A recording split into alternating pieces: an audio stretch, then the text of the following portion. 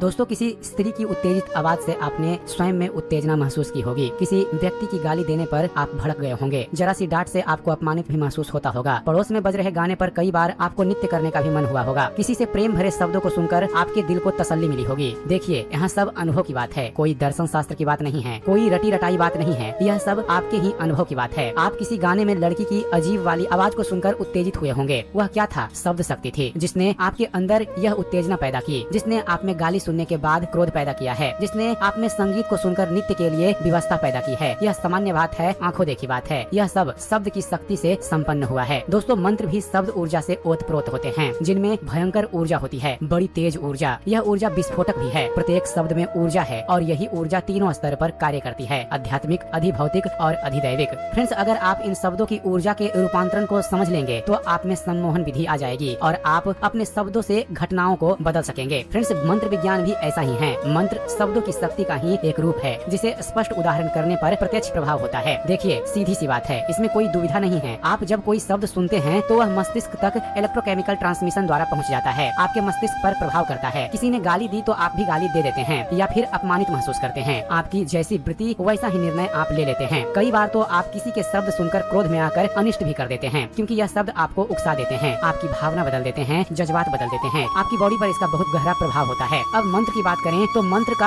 हर शब्द कंपन करता है। दोस्तों, ब्रह्मांड में सब कंपन ही तो कर रहा है, शब्द ही कंपन करता है, करेगा ही, क्योंकि यह ऊर्जा का एक रूप है। आप कहेंगे कि शब्द में कंपन नहीं होता, तो आप कभी अपने पास में तेज आवाज में संगीत बजाइए या ढोल बजाइए, फिर देख लीजिएगा कि कैसे आपके कमरे की अलमारी में कंपन होता है, कैसे आपके आसपास कंपन महसूस होता है। यह सब शब्दों का कंपन है। दोस्तों, मंत्र के शब्दों में भी कंपन होता है और अत्यधिक कंपन है। हर शब्द में अलग अलग फ्रीक्वेंसी का कंपन है। यही कंपन हमारे शरीर में अलग अलग प्रभाव छोड़ते हैं, अलग अलग तरह की ऊर्जा बदलते हैं। हर मंत्र का कार्य अलग अलग होता है, क्योंकि हर शब्द की फ्रीक्वेंसी अलग अलग होती है। जब बार बार एक ही शब्द या एक ही मंत्र को दोहराया जाता है तो फ्रैक्शनल एनर्जी उत्पन्न होती है। हिंदी में कहें तो घर्षण शक्ति उत्पन्न होती है। जब यह घर्षण शक्ति आने लगे तो अब मंत्र अपने पूर्ण प्रभाव में आने लगता है। जैसा मंत्र होगा वैसा ही कार्य करेगा। दोस्तों, मंत्र का उच्चारण जब स्थूल स्तर पर करते हैं तब भी आंतरिक रूप में यह सूक्ष्म स्तर पर कंपन करता है, और सूक्ष्म स्तर पर जब कंपन करते करते घर्षण शक्ति होने लगती है तो फिर हम में परिवर्तन शुरू हो जाता है, हम में परिवर्तन आने लगता है। हम मंत्र के अनुरूप होने लगते हैं, मंत्र की वृत्ति जैसे हम बनने लगते हैं, हमारी वृत्ति मंत्र में मिलने लगती है। अंत में हम स्वयं ही मंत्र होते हैं। दोस्तों, मन और बुद्धि के स्तर पर जब कंपन होता है तो हम अब मंत्र के उद्देश्य को पूर्ण करने पर आतुर होते हैं। मंत्र 4 अवस्थाओं से गुजरकर सिद्ध होता है, उसके बाद ही यह अपने पूर्ण रूप में कार्य करता है। इसके लिए मंत्र सिद्धि का विधान है। मंत्र सिद्धि में एक निश्चित संख्या में जो किया जाता है, फिर उस मंत्र का दशांश, हवन, मार्जन, तर्पण आदि किया जाता है, तब जाकर मंत्र के प्रयोग शुरू होते हैं। फ्रेंड्स, मंत्रों के बारे में बहुत ही अधिक गूढ़ और विस्तृत विज्ञान है, जिसे एक वीडियो में समझा पाना बहुत ही मुश्किल है, क्योंकि मंत्र भी हर व्यक्ति के लिए अलग अलग उपयोगी होते हैं। कोई मंत्र किसी के लिए लाभ देता है तो अन्य व्यक्ति के लिए नुकसान दे सकता है। यह मंत्र के प्रथम शब्दों से स्पष्ट पता चल जाता है। इसलिए किसी मंत्र को सिद्ध करने के लिए गुरु की उपयोगिता है। वह जानते हैं कि कौन सा मंत्र ठीक रहेगा, कौन सा मंत्र सही रहेगा। गुरु आपको उसी मंत्र का निर्देश देंगे जो आपके लिए सही होगा। इसलिए कभी भी किताब से मंत्र की सिद्धि नहीं मिलती। फ्रेंड्स, मैंने मंत्रों का प्रत्यक्ष प्रभाव देखा है। यह रजोगुनी विद्या है। स्पष्ट और लय में रहकर ध्यान के साथ जब मंत्र उच्चारण करें तो आप कंपन महसूस कर सकते हैं। इसमें कोई दो राय नहीं। मैंने मंत्रों के चमत्कार प्रत्यक्ष देखे हैं, इसलिए मुझे मंत्रों की शक्ति पर कोई संशय नहीं। आप भी मत रखिए, प्रयोग करके तो देखिए। तो दोस्तों, यह थी एक छोटी सी जानकारी मंत्रों के पीछे विज्ञान के बारे में। उम्मीद करते हैं फ्रेंड्स आप सभी को हमारा वीडियो पसंद आया होगा। वीडियो पसंद आया हो तो वीडियो को लाइक और शेयर करना मत भूलिएगा। और